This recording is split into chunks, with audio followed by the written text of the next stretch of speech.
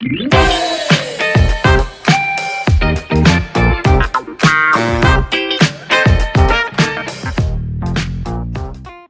Friend, इस video में हम लोग जावा का एक न्यू टॉपिक के बारे में डिस्कस करेंगे, वो है कंस्ट्रक्टर।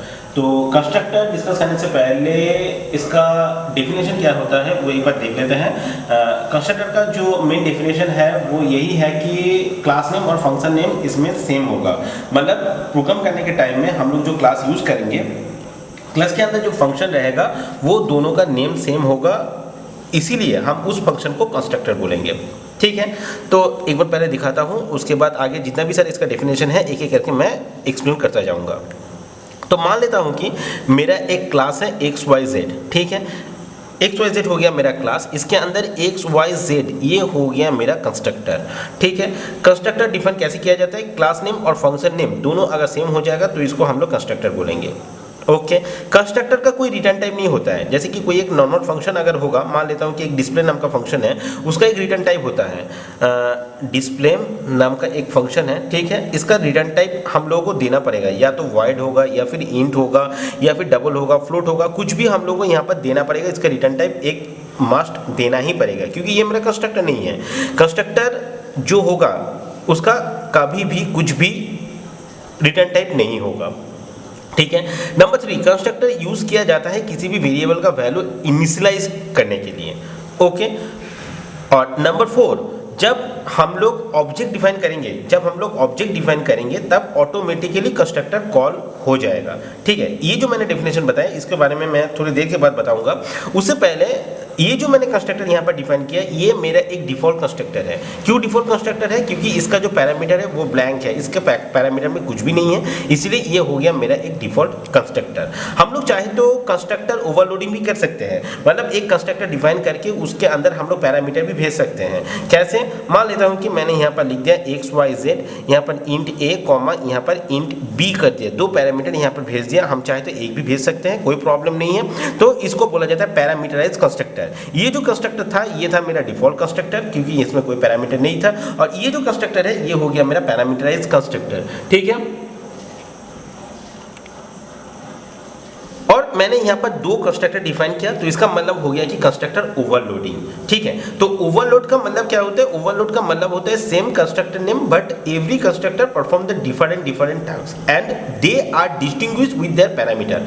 मतलब दोनों तो सेम है तो दोनों को डिस्टिंग्विश भी करना पड़ेगा, क्योंकि मेन से इन दोनों को हम लोग कॉल करेंगे। तो डिस्टिंग्विश कैसे किया जाता है? इसके पैरामीटर के थ्रू से ये डिस्टिंग्विश होता है, क्योंकि इसमें कोई भी पैरामीटर नहीं था और इसमें 2 पैरामीटर हैं।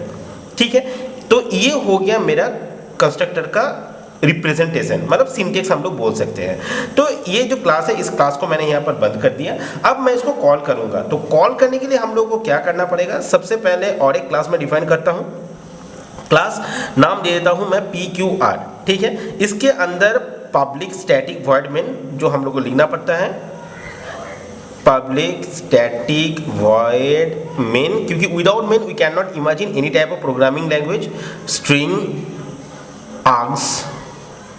ठीक है, इसके अंदर हम लोग क्या करेंगे? अब हम लोगों को ऑब्जेक्ट डिफाइन करना पड़ेगा।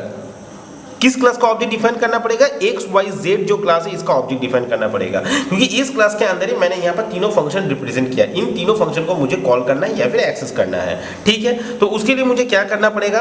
XYZ क्लास का एक ऑब्जेक्ट डिफाइन करता हूँ, P equal to new XYZ bracket open bracket close. ये लाइन लिखने का मतलब है XYZ क्लास का एक ऑब्जेक्ट डिफाइन कर दिया P। ठीक है, और new XYZ bracket open bracket close, ये है मेरा ऑब्जेक्ट डिफाइन करने का पूरा सिंटेक्स। और ये ब्रैकेट ओपन ब्रैकेट क्लोज जब मैंने किया, इसके यहाँ पर कुछ भी मैंने पैरामीटर नहीं भेजा।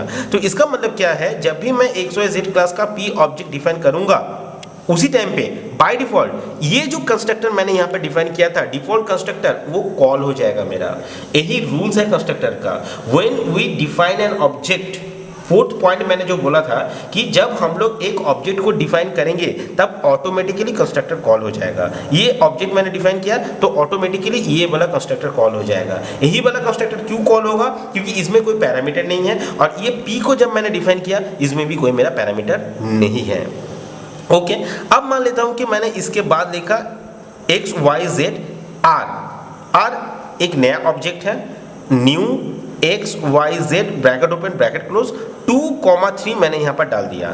तो ये जो मैंने ऑब्जेक्ट डिफाइन किया, ऑब्जेक्ट डिफाइन करने के टाइम में मैंने यहाँ पर दो पैरामीटर भेजा। तो इसका मतलब क्या होगा, इसका मतलब होगा ये जो मैंने यहाँ पर कंस्ट्रक्टर लिखा था या फिर इंप्लीमेंट किए थे कंस्ट्रक्टर, ये वाला कंस्ट्रक्टर को वो कॉल करेगा। क्यों कॉल करेगा, क्योंकि इसके अंदर भी मेरा दो पैरामीटर है और जो दो पैरामीटर है उसका रिटर्न टाइप क्या है मेरा, या फिर डाटा टाइप क्या है मेरा, इंटीजर है। इसीलिए यहाँ पर देखिए मैंने 2 और 3 को भेजा। तो इसका मतलब क्या है, ये वाला कंस्ट्रक्टर को वो कॉल करेगा।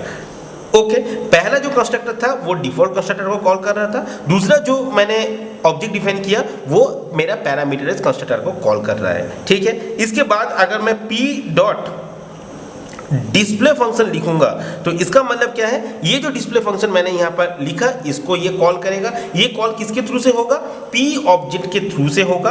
और p डॉट डिस्प्ले क्यों किया, क्योंकि डिस्प्ले मेरा कोई कंस्ट्रक्टर नहीं है, इसीलिए जो कंस्ट्रक्टर नहीं होता है उसको कॉल करने के लिए ऑब्जेक्ट डॉट फंक्शन नेम लिखना पड़ता है। यही रूल्स है जो मेरे पिछले वाला वीडियो में मैं ऑलरेडी आप लोगों को समझा दिया था।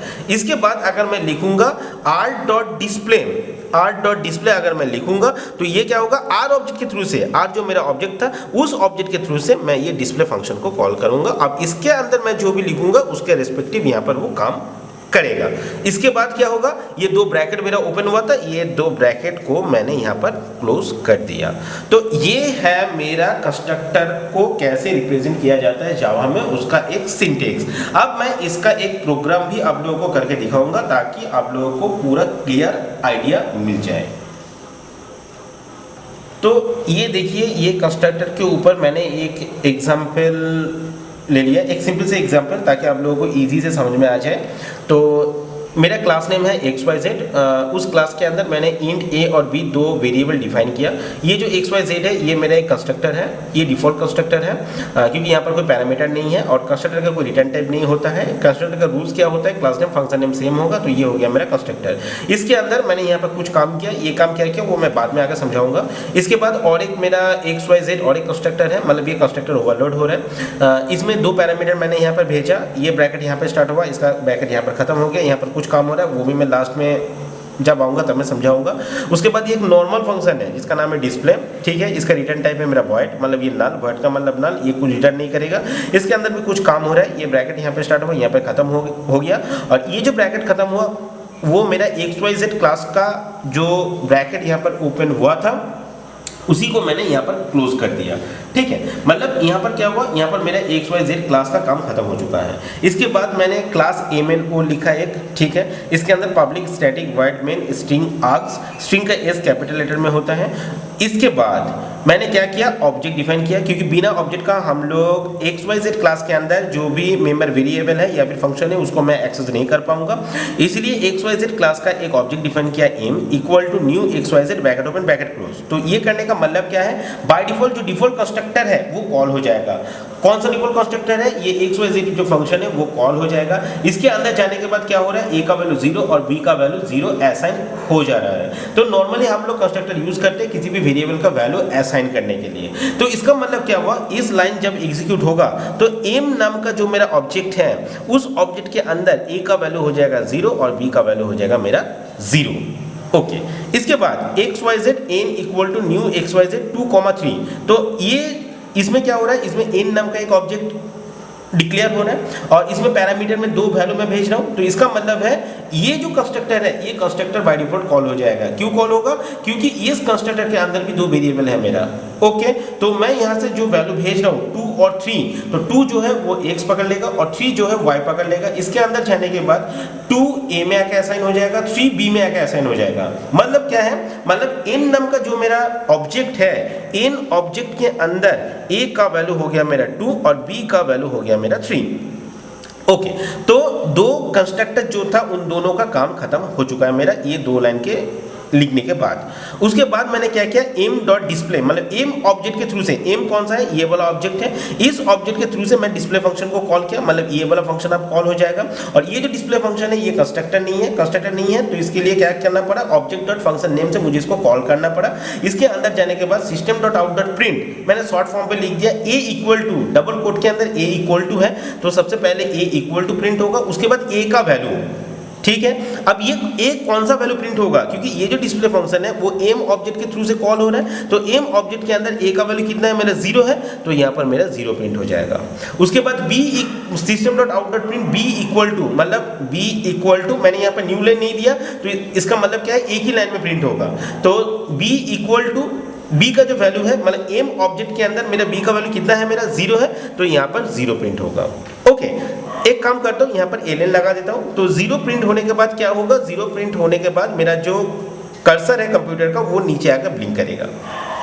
इसके बाद N dot display, N dot display का मतलब क्या है, एन ये ऑब्जेक्ट है, एन ऑब्जेक्ट के अंदर ए का वैल्यू 2 बी का वैल्यू 3 है। एन डॉट डिस्प्ले करने का मतलब है फिर से ये डिस्प्ले फंक्शन कॉल होगा, उसके अंदर जाने के बाद ए इक्वल टू, मतलब ए इक्वल टू ए का वैल्यू भी कितना है, 2 है, एन ऑब्जेक्ट के अंदर ए का वैल्यू 2 है, 2 प्रिंट हो जाएगा। उसके बाद बी इक्वल टू बी का वैल्यू 3 है, तो यहाँ पर 3 प्रिंट हो जाएगा।